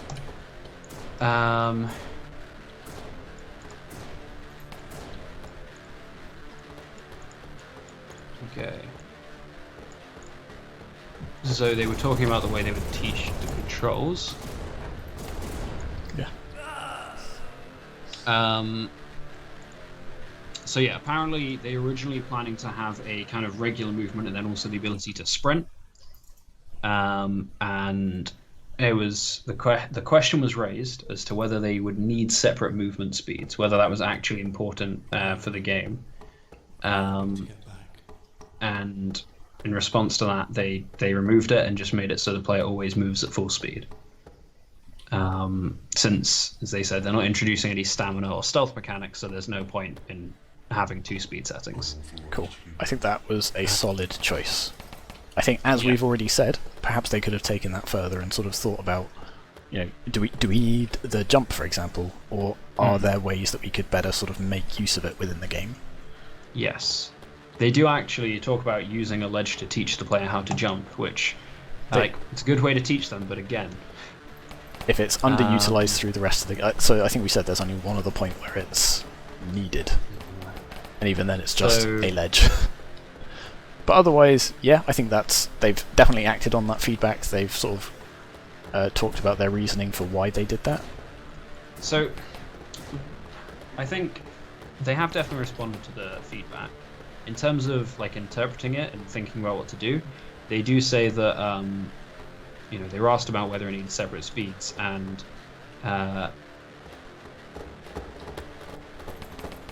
so the phrasing here is, we agreed with Tom that they should just move at full speed whenever they move. So it sounds like it was suggested to them that was what should happen, and they just did that. So they didn't really, there's not much interpretation going on there. Just, you should do this. Okay, we'll do that. Yeah, I think when I was speaking to them, I did sort of suggest, like, I don't think I said you must do this. This is the only option. No. But sort of like we were saying, if they were going to include some of those other mechanics like stealth or stamina, then sure, it's a reasonable thing to have. But otherwise, don't include what you don't need. And like I say, it would have been nice if they'd sort of extended that to some of the other mechanics like jumping. So either again making them more central or more important, or perhaps not including them. Otherwise, to be fair, jumping is the only way to get back into the map once you exit the staircase. Any other bits of feedback? So the other thing is that initially, they did originally have the enemy be invincible, but during playtesting, they found that this was annoying, so they made it so you can kill the enemy before it's finished speaking, which, while rude, is very helpful. Yes, that again I think is a positive change. I understand why they had it like that, because it gives a sort of an important bit of contextual dialogue that sets up that it is about to attack you. But if you already know that, because you're playing it again for the 20th time, it's a weird sort of disconnect between why is it invincible until then. I think a better way of solving that, or rather an alternative way. So for instance, here you've just got a big ledge that you can jump down or shoot the enemy from. If you were to put a window here, then there's a reason that you can't kill them, but you still get all of that context. Yeah, and or if equally, you kill them before they start moving, the issue is you've encountered one robot that's dead and another one that just sits there and does nothing. So that doesn't, like, you don't get to see the fact that they attack and shoot until you reach that ambush where there's two of them at once. So that could potentially be a little bit of an issue in terms of teaching the player what's going on. Yeah, so it's quite a minor point, but so again, like they've made a positive change to their game. Perhaps there could have been a different approach. I was wondering why this ambush wasn't triggering it, because I've already jumped out of the world. Okay, so we've got feedback was addressed and changes have been somewhat successful, which I think they've definitely done. Yep. So then the next one up is feedback has been addressed and the changes have been successful. And yeah, I think they have. Again, perhaps to reach an excellent, they could have done a bit more with it, like you say, sort of rather than just removing that mechanic, including a sort of in-universe way for that to be the case, like a window there or something. But otherwise, yeah, I think the changes they had is good. I think we can safely say that is there. And I think that brings us to the end of the mark scheme. Yes, it does. Excellent, in which case let's move on to the next game. Okay, and this is our next game, Space Conflict. So, nice title screen, space themed. Don't seem to have any options despite it being in the menu. Okay. Stuff is happening and I'm not sure what. So we've got an arrow over this thing. So we've got some controls here, pause and deselect. I am assuming that if right mouse button is deselect, then left mouse button must be select. And it seems to be. You'd think so. Okay, so we click on this planet. This Wait, planet's... the arrow moved. Yes, so now we've clicked on this. I think that means that we should click here. So there we go. We destroyed them. We have taken this planet. Okay. Okay. So now we have two other planets that are both generating these enemy things. As looks like it's generating ships a little bit quicker. So let's wait and see what they do. I think ours is full now, actually. So they're both going to attack us at once. So we can't wait too long. So we have learned a valuable lesson. Yeah, I do. I did play this in the expo, and there is definitely a dominant strategy. but I'll leave it for. So now we've captured this. These are friendly ships, so we can wait for them to go that way, and then just capture their planet while they're not on it. Yeah, so I'll be honest, I did also play this in the expo as well, so I'm trying to relive my initial what do we call it, feelings on it. Yes. I did find it very confusing at first. After a good minute or so of me not being able to get the first screen to work, they did just tell me how it worked. After that, it was quite straightforward to get to the end, but it wasn't a great start. Yeah, so I've played similar games to this before, so I was sort of had some expectations going in, which meant I sort of had an idea of how to control it. That said, I was surprised that I couldn't send friendly ships to reinforce a friendly planet, because that's often the way these kinds of I things never even thought of doing that. Interesting. Also, looking at it, is that the... I think I recognise the graphics for some of these things. Is that the Kirkskazan? Yeah. It's weird how you recognise things like that. Okay, so yeah. Levels are getting slightly more complex. Now, I remember... we have 2 planets. We do. Now, I didn't initially notice that until I sort of realised that the ships were slightly different. I just sort of assumed they were all not good ships. It'd be nice if I could like split my forces as well, so I could say half of you go there and half of you go there. I think you might have lost. I think I might. Oh, yep, that's... I'll go capture that back. Oh no. Yeah, I think I might be done for this time. Okay, so as we're sort of progressing through this, let's start taking a look at the mark scheme. Yeah, I think I'm somewhat in a stalemate. We might be stuck in an endless... Yeah. No, I'm just going to lose.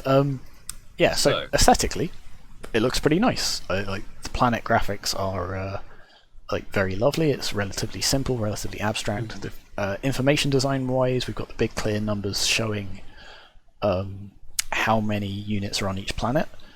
I would say it's perhaps not super clear at a glance which planets are friendly and which ones aren't. So I mean, this one is slightly more green. This one is slightly green as well. These are all slightly more red. It's much clearer when you mouse over them. Yeah.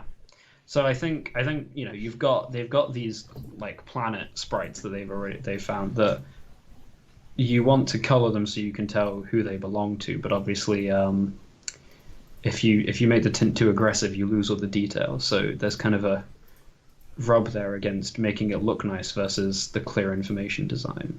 Yeah.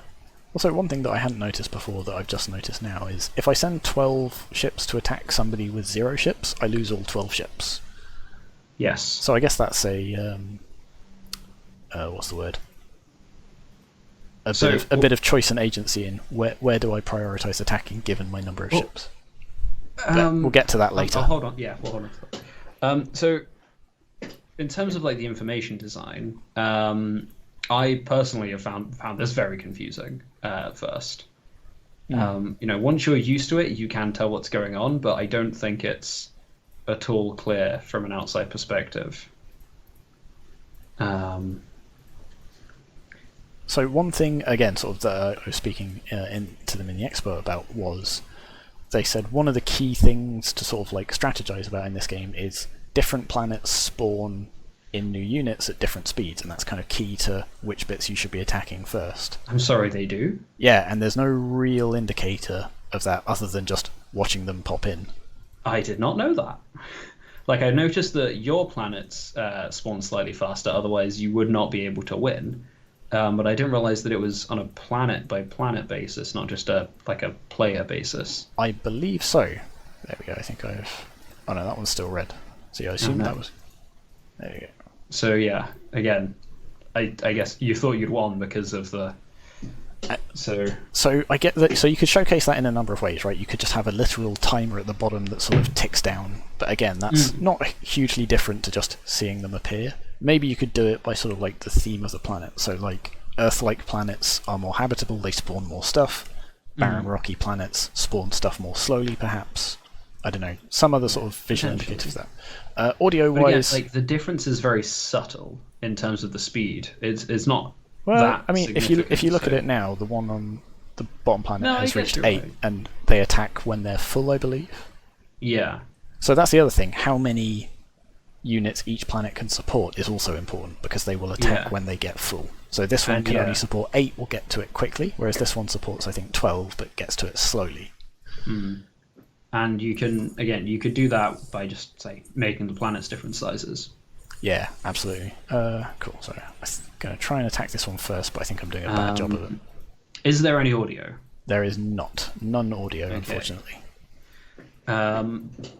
So, Which is a shame, because again, like, it's very easy to sort of add, like a little ethereal sort of spacey background music, if nothing else. But like a little blip when you capture a planet or lose a planet or something like that, just to give that little extra bit of feedback. I'm just quickly checking my volume mixer. Yep, definitely all on, all should be there, but no audio, unfortunately, which is a bit of a shame. But oh well. So I think we're moving towards the graphics are nice. They're consistent. They look pretty good, but the information design is not great.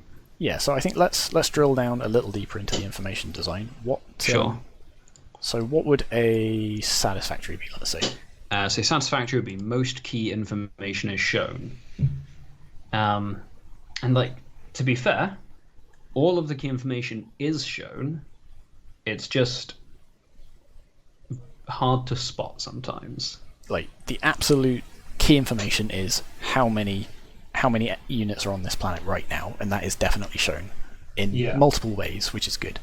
The key information for strategizing that we talked about, the speed at which they replenish and the amount that they can hold, is obviously shown by just watching the numbers increase and watching what they increase up to. Could be showcased better. So it's more, it's like you get to infer it, but you're not actually told. So I think likewise we also said that the actual allegiance of the planets could be a little bit clearer. Like, they're clear enough when we mouse over, though. So looking at either side of satisfactory, on a good we have all key information is shown. On a pass we have some attempt at information design, and I think they're easily at a. The thing is that this doesn't, like, the wording of this doesn't account for how well the information is shown, just if it is or isn't there. And I think that because of how, like, relatively hard it is to actually, like, see and keep track of this information, I would want to bring it down below satisfactory, even though they do technically meet, like, the literal text of the box. I disagree. I would say it's at least a satisfactory, because most of the information is shown in, okay, like, the allegiance of the planets and the number of units on the planet are the key bits that are shown. The other bits are shown, but like you say, perhaps not as fully as they could be. Oh, that's interesting. I've just noticed that the planet you start on has a different sprite of ships. And yes, the sprite doesn't change when you take over different planets. The other planets keep their own ships even when they switch allegiance. Yeah, so again, like, possibly thematic, but perhaps not ideal information design. It should be clear what's my ships and what's their ships. Another thing that I don't know if you noticed, if I move ships from, for example, this planet at the top here to the bottom one, they will attack stuff on the middle planet that's in the way. Oh, I had not noticed that. Okay, so satisfactory for information design then? I think so. I mean, particularly given that I feel like given you've got that oh, actually, yeah, because if you go back to the tutorial at the start, I don't know if you can. No, I can quit though. That's one way of doing it.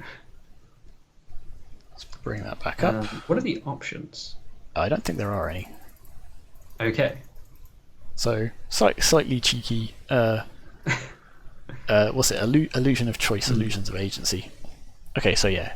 So in my mind, when I saw that big white arrow floating above the thing, I thought that meant it was already selected. when I was I playing see. this. So then when I click on it and it switched to the other planet, I was very confused. Fair enough. Because, like, obviously this isn't universal, but in a lot of cases that kind of thing indicates that you have selected it. Although obviously in this case it's being used to indicate that this is things you should select. I say obviously, in this case that is what it's being used for, but I at least did not find that clear. See, that's kind of interesting. Like, I can deliberately wait for them to leave, and then so that's. But yes, sort of going back to the iconography of it. Yeah, I think that's fair. I don't know. Do you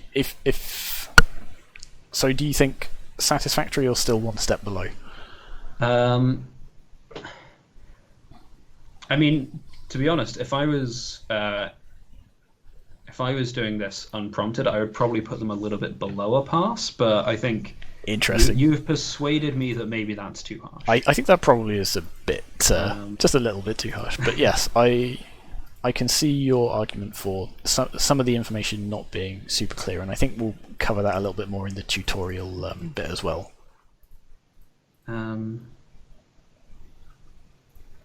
Okay, so are we saying just a bit below satisfactory then? Yes, you have convinced me. And then for graphics, they're definitely consistent. Yeah, consistent, clear, and appealing, I would say. Consistent, clear, and appealing. Would you say they're consistent, effective, and appealing? You know what? I would, yes. It's clear what's a unit, it's clear what's a planet. It would be nice if, like you say, the sprites for my capture chips, if you like, changed, but that's an information design thing, I think, rather than a graphics thing. Would you say they are thematically resonant?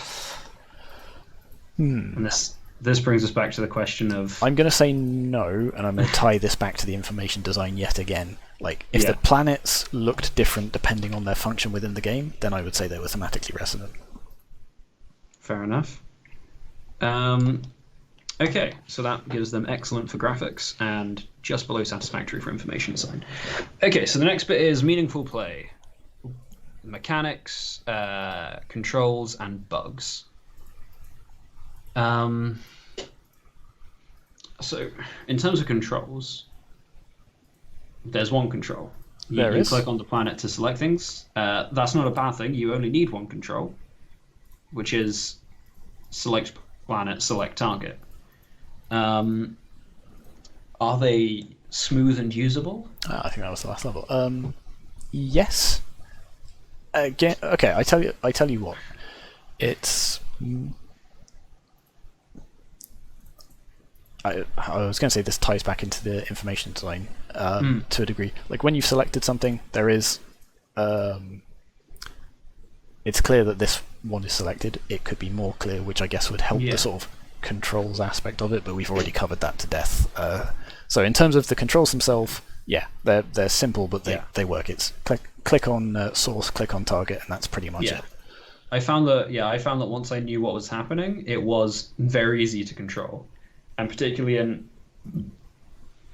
we'll get to this when we're talking about the risks and rewards and stuff. But I found that particularly in this kind of thing, where a lot of it feels a lot like that kind of like twitchy RTS kind of thing, like sort StarCraft. of, what's it?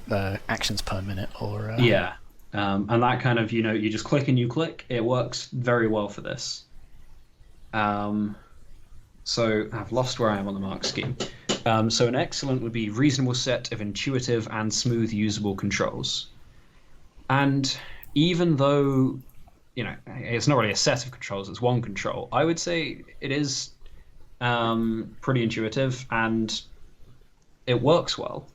Yes, I would say I think you're right that it's not necessarily a set though, so I'd maybe put it halfway between the two, and this will tie back into sort of like the mechanics. Like it would be nice if there were additional things like choosing to split the fleet of one planet, or that's a fair point. So if we're going to be you having said that, if I was to be become more critical, one of these in the past section, it actually says few or challenging controls.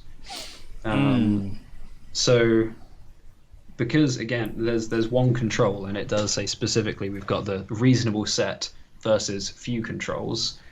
Um, yeah, the fact that there is just the one way of interacting with it might drag that down quite a long way. I think in the Sorry? context of the game itself, like Yeah. that method of interaction is sufficient and suitable. Yeah. I mean, as you said, it would be nice if there was more stuff to do. Like, I don't know, you could. There was some way to split, like select 2 planets to attack or to reinforce things. Or like to that would multiple give select you, or whatever, yeah. yeah, that would give you like more controls that would potentially be helpful. But I guess that ties into the mechanics. So if we say that it's a reasonable set of smooth and usable controls given the set of mechanics, and then we can move on to that. Yeah, let's. Okay, so oh, I've put a 0 in there. That is not what I should have done. There we go. That's fixed. So what do we got? In terms of mechanics, satisfactory is a set of consistent mechanics. Yes. Yes, I was just thinking about that, because although they can be confusing, they are consistent, and they do work well together. So Although, yeah, I we don't say that, but again, the question is it a set? So if we go a bit further down, one of the options is few mechanics. I would say no. There's a reasonable set of mechanics. You have planets. They generate different numbers of things at a different rate. They can hold a maximum number of things. The enemy attacks in particular patterns. Like, it's a relatively simple pattern. It's when it gets full, it attacks, but that's a mechanic to be aware of. Likewise, the whole ships on the path of an enemy will intercept it. I think that's a reasonable set of mechanics for, like a prototype RTS type thing. I'm not sure I would count the ships intercepting things mid-flight as a separate mechanic, so much as ships destroy things they hit. True, but it would be very easy to design this where they only attack things on the planet they're attacking, like as a deliberate design decision. That is true.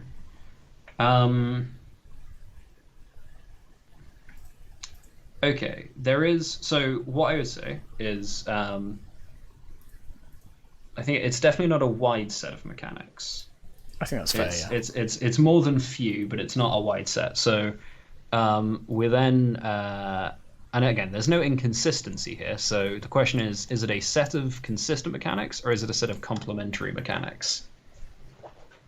Shall we say it's halfway between the two? Sure. What does that actually make it? Okay. No, that is, again, the wrong number. I'm so bad at typing. Okay. Bugs. Have we found any bugs? Oh, are we still on this section? No. Occasionally, I guess there's a bit of a graphical bug where the ships are not consistently distributed around the planet. Occasionally they get sort of a bit bunched up or something, but that's barely worth mentioning. Yeah, I mean, you could make a pretty good argument that that's not even a bug, just... you could argue, if you really wanted to, that maybe that was just to add a little bit of variation. But, so the question then is, how complex is the game? I think it's sufficiently complicated for a prototype. Again, sort of prototype RTS. You can hold planets, you can attack planets, you have a number of different sort of you have agency over it. I think it's it's certainly a on the simpler side of things, but I think it's sufficient for what we were asking them to do. Okay, so yeah, we've got then the three kind of tiers, which is the game is simple, the game is reasonably complex, or the game is of higher complexity. And so you're saying it's reasonably complex. Yeah. Okay, so in that case, we've had that one potential graphical error, but if we haven't seen any others, then I think it's It's either reasonably complex and infrequent minor bugs, or no obvious bugs. I think no obvious bugs. Like, it's... Okay.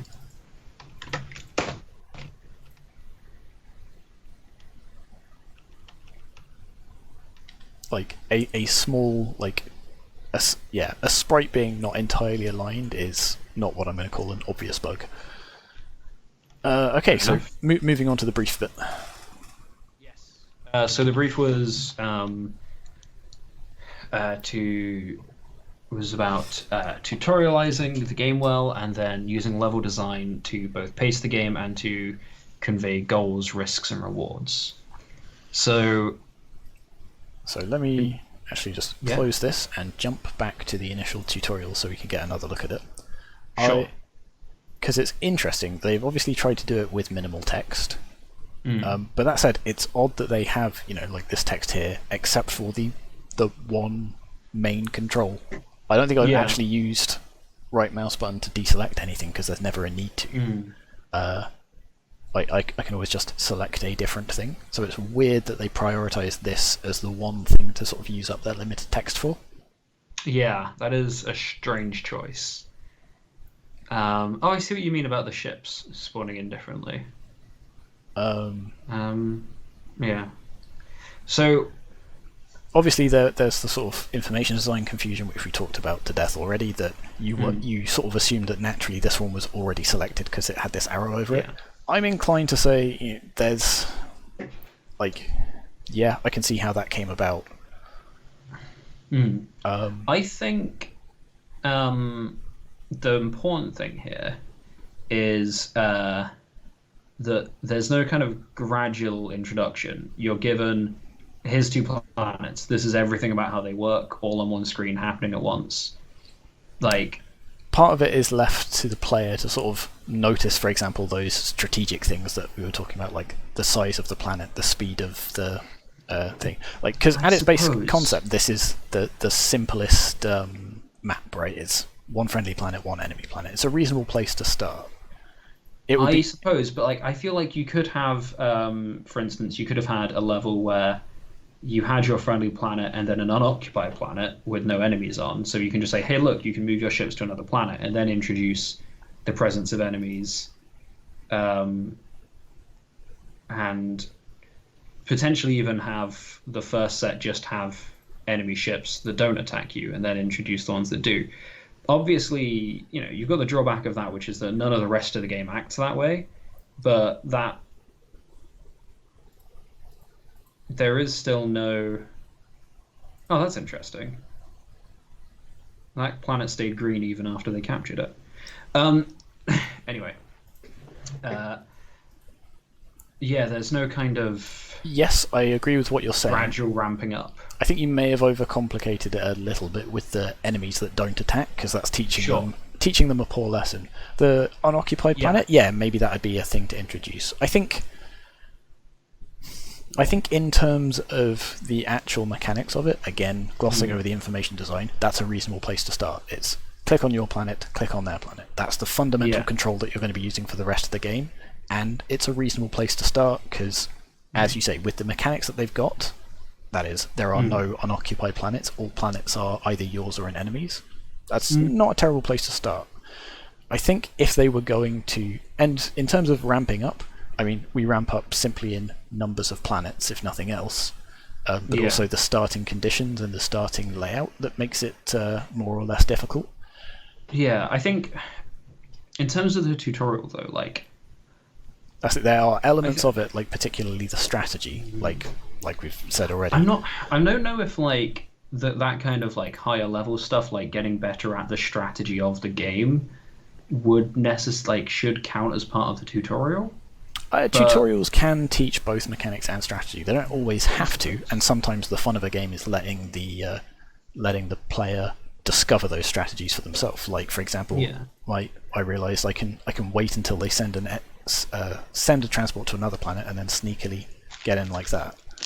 Yeah. I guess. I suppose, for me, the thing is, the tutorializing of specifically the actual concepts of the mechanics of how the game works, when I played this the first time, I genuinely would have just preferred to have a text screen that explained everything than being left to work it out the way that it was, which I don't think is a great sign. Yeah, I think it could have used a little bit more guidance, and like I say, I think it's somewhat strange that they prioritise telling you how to deselect stuff rather than select stuff. I think, yeah, they probably could have used...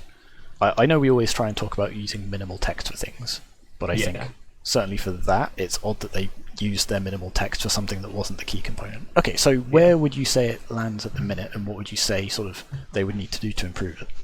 So what I would say, so we've got, looking at these two different parts, we've got, at a pass, we have gradual explanation of gameplay and controls revealed as you play.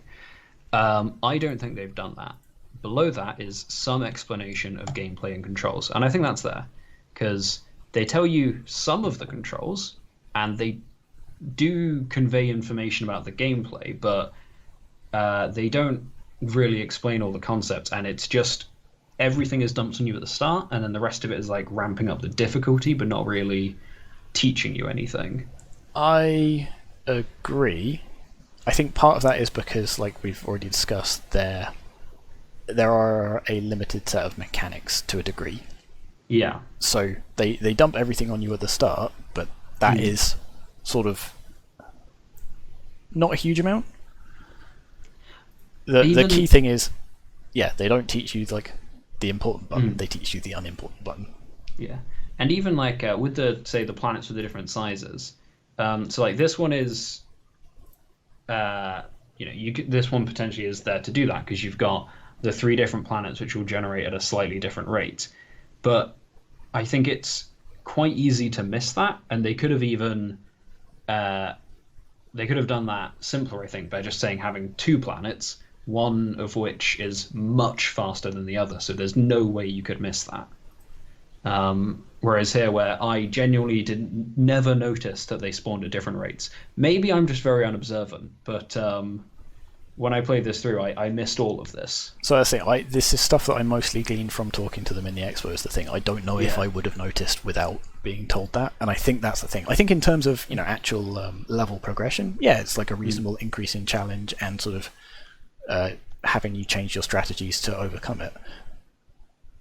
But it's not well signposted, even if it is sort of a reasonable progression of difficulty. Okay. So yeah, it's difficult to say, because if they've done it with the intention of teaching those mechanics, yes, the level design is a good way of doing it, but it's not good enough that we noticed is the problem. Yeah. So I don't think they've made a pass there. I think that sits in poor. Okay, so sorry, what was a pass again? Pass is gradual explanation of gameplay and controls revealed as you play. I think they almost meet it, because in terms of gameplay, there are differing numbers of planets as you go. But you're right, the fundamentals are all done in one go and not necessarily in the best way. So, and what was a poor? Some explanation of gameplay and controls.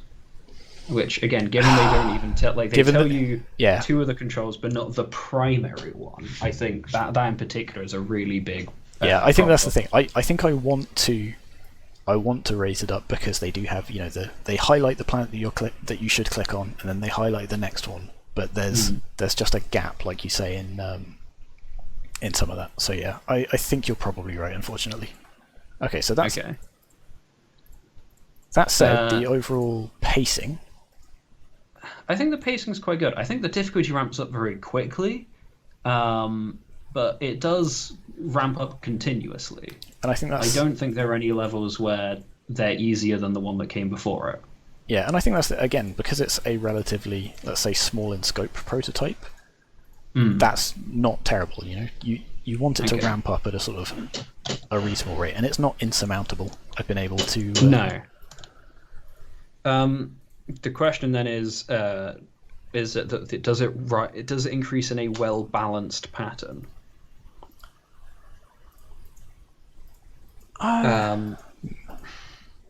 Because it is very steep, and See, I think it's a well balanced pattern in that we go from 2 planets to 3 planets to then more planets, but we start with more.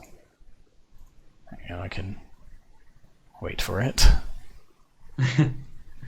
Yeah, I don't know. See, what do you this think? is really interesting because you've found a completely different strategy to what I've been doing, or what I was doing. So yeah, 3 planets, then 4 planets, but this time we're surrounded. Yeah. Okay. So then that's excellent. For a prizeworthy, it would be tensions rise over time in a coherent and well-balanced pattern linked to variations in gameplay. And that they don't have. Yeah. So stick that in the excellent. Yes. Yeah, I think they arguably have a variation in gameplay in that you start, surrounded or not surrounded with 1 planet or 2 planet, but the fundamental gameplay itself, the strategies you employ, don't change. Yeah. And so that brings us to the goals, risks, and rewards. The goals are very clear. Get all planets. Take everything. And then I think there is definitely risk reward. Like there's different options in how you do things. Like you can, as you've just done, you can let them take over a planet in the hopes that frees things up. You can try and stop them from. So what I found to be very effective was instead of letting them build up and sacrificing a planet, was I would just have 1 planet constantly send 1 ship to everywhere else to stop them ever filling up. So the fact that we both found very different strategies, both of which work, I think says good things about it. Yeah. So if we start there with a good, we have a clear and coherent set of goals, risks, and rewards. And yeah, I think that's true. Especially again, I don't know if this is for a fact, but I assume that with the different planets spawning at different speeds, that remains the same after you take them over. I believe so, yes. I think, again, from talking to them in the expo, that's sort of key to the strategy for this particular one. So, for example, prioritizing the one that... that could have gone better. Yeah. So they've definitely got that. If we go up to excellent, it's a clear, coherent, and well-balanced set of goals, risks, and rewards. And to be honest, I think they've got that as well. I think I'd agree, yeah. It's a surprising amount of complexity from a relatively simple set of mechanics. Because of the way they distribute things sort of in terms of location and in terms of strategic value. You have a lot of interesting decisions that you can make. And I think this is, we could spend a lot of time arguing over, is there a dominant strategy? Is it actually balanced? But for the purposes of this, I think it would count as well balanced. I would agree. And then, so the next one up, prizeworthy, would be clear, coherent, and well-balanced alternative sets of goals, risks, and rewards. And I've never reached this point, so I don't know what that means. So I would say it probably doesn't, because there's no different ways to win this. The only goal is get everything. There's, if we were looking at like a 4X game or something, it'd be like, the science victory versus the conquest victory or whatever. You can't pool all of your resources onto 1 planet to I don't know, have a booming space economy or something like that. But remember, prizeworthy is for things that are well above and beyond what we normally ask for. So we're happy that this has got, in terms of the risk and rewards, we've got an excellent there. Yeah, I think so. Okay, so core dynamic. What do we think it is? I have forgotten what we call it. Territorial acquisition, I think, is probably the best fit. Yeah, I guess so. Let's see what they've got. If I can find it. Space conflict, right.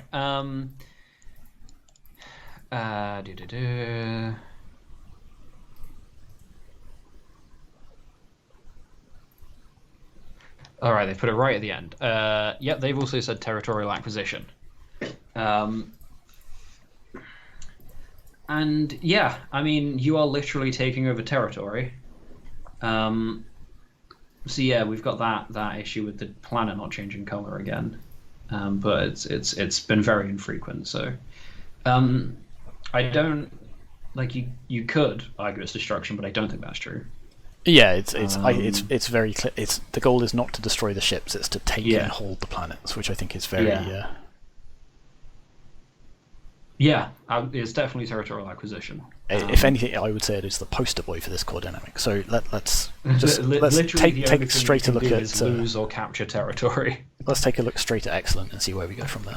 Okay, so excellent is a clear core dynamic that is supported by an integrated set of mechanics, and I think this is where we get to the issue of there's not that many mechanics. All of the mechanics certainly build towards that dynamic, and certainly the goals and structure of the game do. But you're right, they may actually not have the fully integrated set where we can make strategic decisions like, I actually want to reinforce a friendly planet to bolster that defenses kind of thing. Like, so good would be a clear core dynamic that is supported by the primary mechanics, and I would be tempted to say there is only the primary mechanic. This is true, but it's so well supported by that primary mechanic. I would put it between the two, and in fact, it's again. I would say it's there. There are multiple mechanics. There's planets that replenish at different speeds and so on. So there's that whole which bit of territory should I prioritize to give me an advantage to getting the next. So I would say it's between the two. Yeah, I'm happy with that. Cool. So yeah, moving on to feedback. I've lost the goddamn thing. Okay, there we go. Okay, so the first point of feedback they had is that they were told that it needs to make it clearer which player is winning. And so in response to that, they added a green hue to player-controlled ships and planets and a red hue to the NPC ships and planets. Okay, interesting. So definitely a positive change, because it would certainly be much harder without that. Wow. Perhaps didn't go far enough with sort of making it obvious. So when something's selected, it's very clear whether it's yours or not. Likewise, the things we've already done to death with information design, the one immediately above you, because of the underlying sprite, that actually looks purple. And again, it's information design stuff. But I think the thing with this one is that it's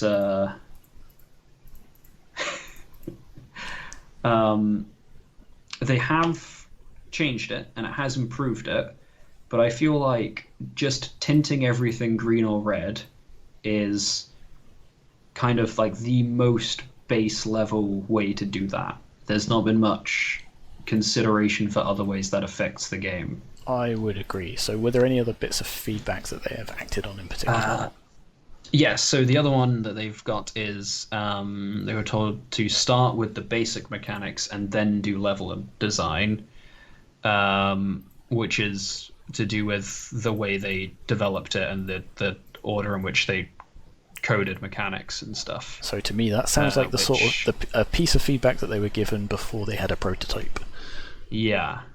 So in terms of the actual design, we've got the indicator of who's winning.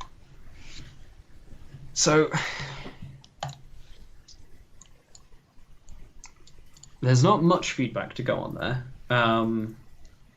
I personally would probably start with this at feedback was addressed, changes have had limited success, and then potentially work up there. Okay, so let's start there. What is above that? Feedback was addressed and the changes have been somewhat successful. So I would say the difference between limited success and somewhat success. I would say it's somewhat successful. Like, they have made a good change. It perhaps could have been improved further, but the change they made was successful, if that makes sense.